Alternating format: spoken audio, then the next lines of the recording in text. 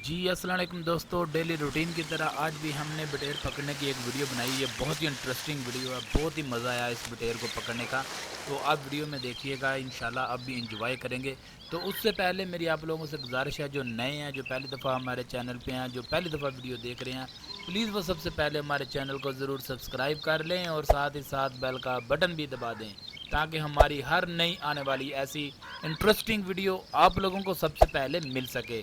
तो चलिए वीडियो शुरू करते हैं। तो दोस्तों लाइक और कमेंट्स करके ज़रूर बताना कि हमारी वीडियो कैसी लगी।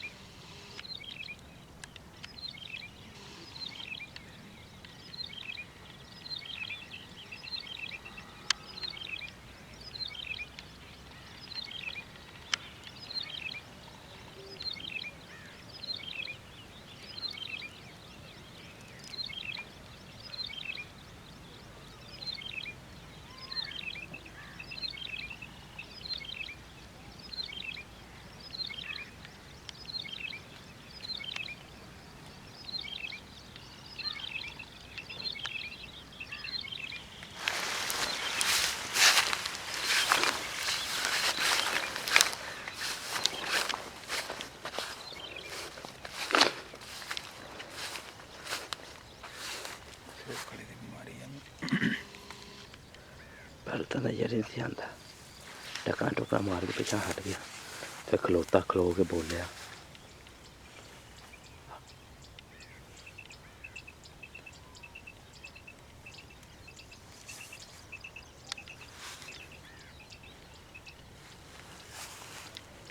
निका जा बटेरा पट्ठा।